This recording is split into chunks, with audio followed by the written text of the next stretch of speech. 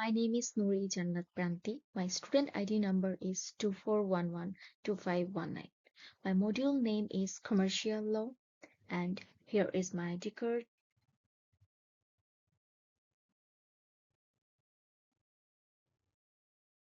This presentation offers legal advice to Hanin on what she can do to take legal action against Hanin and sister makers in terms of the purchase of a sewing machine and fabric.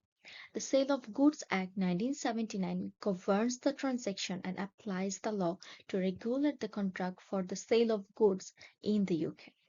Some of the important legal questions are in relation to misrepresentation, breach of contract, quality of goods, description of goods, and title to goods.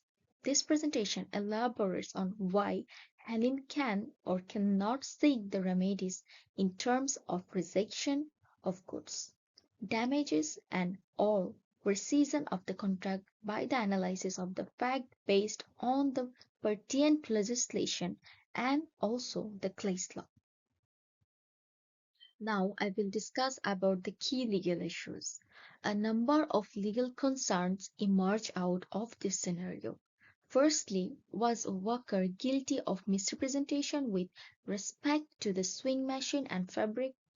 Second is, did the sale contravene the statutory implied term under the Sale of Goods Act 1979, especially in relation to the statement and suitability? Third question is the legal right of the sister makers to sell the sewing machine as the Knowles Limited is alleged to have the third party rights. All these matters define the ability of Hanin to reject the goods, suffer the damages, or resign the contracts. Now I will discuss about the misrepresentation in contract law and also how it connected with the current fact. So let's start. Basically, misrepresentation is a false declaration of fact that causes one of the parties to enter into a contract. According to the worker, the sewing machine was ideal when it came to wedding dresses, and also his sister had bought one. So, in that case, this statement was untrue and it affected the decision of Hanin. So, that can be considered as misrepresentation. In Bissett versus Williamson case in 1927, the court decided that the statements of opinion are not normally misrepresentation unless they are made by a specialist. So, being a sales assistant and having knowledge of sewing machines, the statement made by Walker there can be regarded as a statement of fact. The topic of implied terms are also connected with the current. How? Let's move on. According to the Sale of Goods Act 1979, Section 13 of the Act held that goods sold by description should be exactly according to the description. In our case, Hanin had ordered white silk, but the material supplied was cream silk, which is obviously does not correspond to the description of the contract. So, in the case of Arcos Limited versus Ronaldson in 1933, the House of Lords ruled that breach could be one of the slightest breaches of the contractual description. As such, it is possible that sister makers violated Section 13 to entitle Hanin to repudiate the goods and also remedies. The another section of this act can be applied here. The Sale of Goods Act 1979 in section 14 subsection 3 provides that the goods have to be reasonably fit for a certain purpose if the buyer informs the seller of the purpose. Hanin also told Walker that she has dermatitis and whether the fabric was okay on sensitive skin or not. Walker assured her it was safe.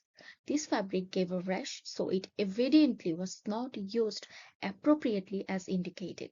Unsuitability of the use of a contaminated clothing which caused dermatitis was discovered in Grant versus Australian Knitting Mills case 1936.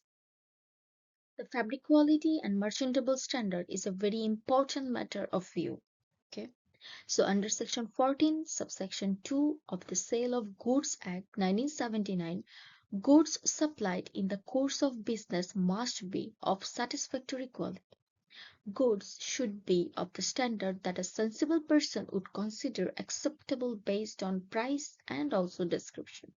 Any fabric that irritates the skin would not pass the standard, especially since it was supposed to be used in the manufacturing of clothes.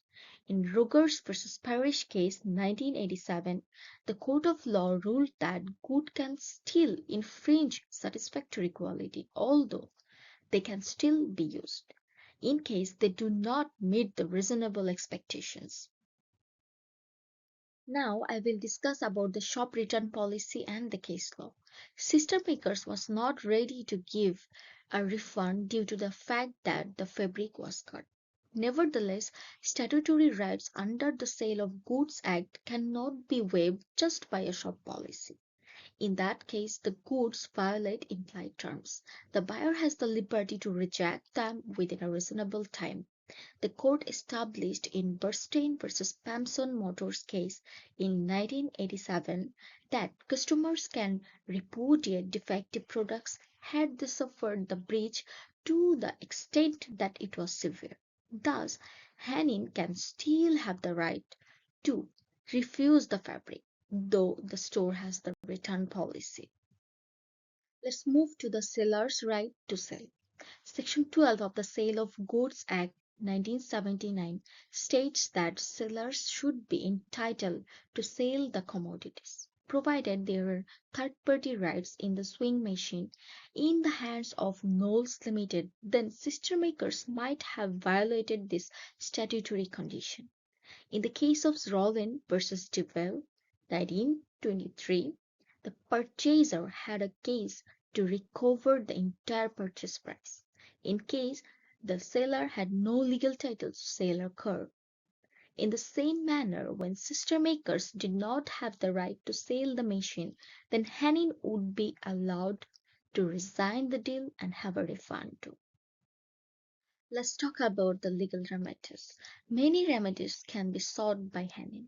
To begin with, she can repudiate the silk fabric as a result of breach of description, inadmissibility of the purpose, and inappropriateness also. Second, she can seek damages as a result of the losses that were occasioned by the faulty products. Third, in case the sewing machine was not sold with a proper title, it can resign the contract and get back the purchase price. These remedies are intended to put the injured party in situation they would have been in, provided the contract was done as it should have been. To sum it up, Henning seems to be legally justified when suing sister makers.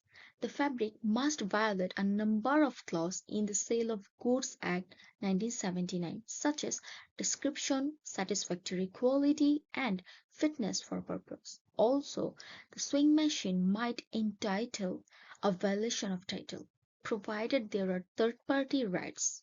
Consequently, Hanin could be justified to repudiate the fabric and demand damages, and could even be refunded the cost of their sewing machine. It would hence be a good idea to sue or negotiate a refund. These are the all relevant legislation, case law, and other sources that I have used in preparing my presentation. Thank you.